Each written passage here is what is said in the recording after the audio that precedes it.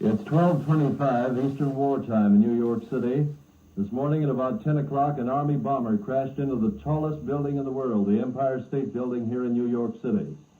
Fire Chief Walsh of New York says there are already 19 known dead, and the four-alarm fire has drawn every piece of fire apparatus to the busy scene of 5th Avenue and 34th Street in the heart of Manhattan. Official police reports say the B-25 crashed and exploded into the 78th floor of the skyscraper, and hundreds of office workers were trapped a fifth of a mile above the street level. Two girls at work in the 73rd floor were Miss Edith Iverson of 857 Fairmount Avenue, St. Paul, Minnesota, and Jean Fagan of 3 East Bank Street, Chicago.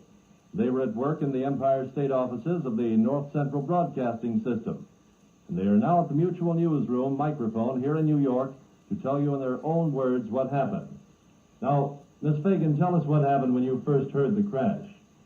When we first heard the crash, we sat at our desks and looked at each other. We didn't know what it was lightning because we've heard so much publicity lately on lightning striking the Empire State Building. But we opened our office door, and in the hall it was so covered with smoke we couldn't see, and the elevator shafts were flaming with smoke.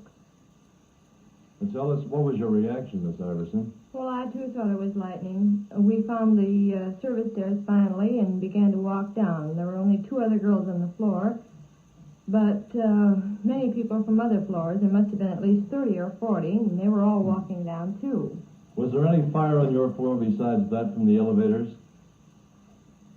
Miss Fagan. The windows, we looked out the windows before we went out the door, and it must have been a piece of the wing of the plane, because we could see it falling. In fact, it was so thick you couldn't see anything but this bright orange flame going by the window. I see. And how much of a flame would you say in judging it in feet?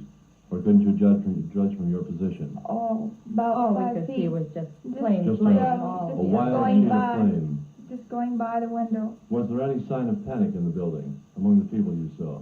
Well, not until we got to the 66th floor. And what happened at 66? Some of the children started to cry and whimper and said they wanted to get out of there. That's about all we found, and otherwise I think everything was very well conducted. How about the adults? They were perfectly under control? Very well so. The men. At the time, the men reacted favorably. Very well. They took control of the situation and handled all the stenographers and office girls and so on, and directed them as to what to do and where to go. What happened when you got to 66, though, on the as far as getting out of the building? I understand the elevators were stuck. The elevators were stuck, and they were flaming at certain points. The firemen came and started to work on the I think it was the 66th or 64th floor, and started pounding at the doors with axes, etc., and as much as they couldn't get them open.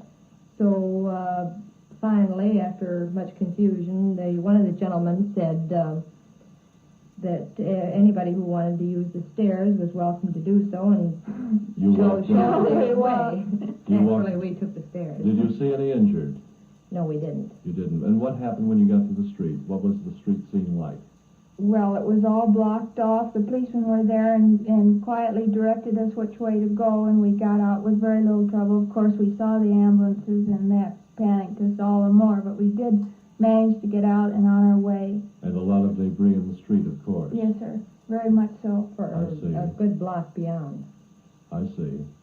And I understand you're from the Middle West, and your folks naturally will be worried, and you're hoping that they hear this broadcast. That's right.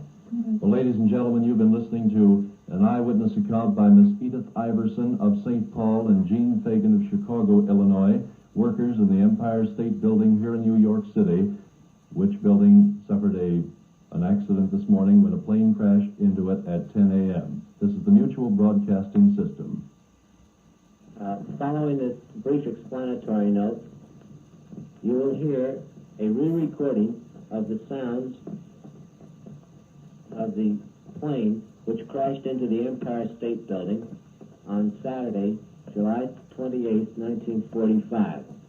This recording was made in the American Society of Civil Engineers offices at 33 West 39th Street, New York City, approximately 5 blocks away from the scene of the tragedy.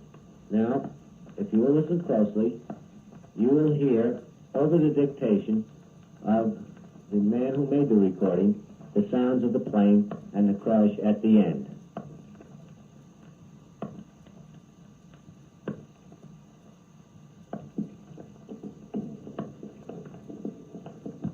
One of the Dean Crawford, University of Michigan. Dear Dean Crawford,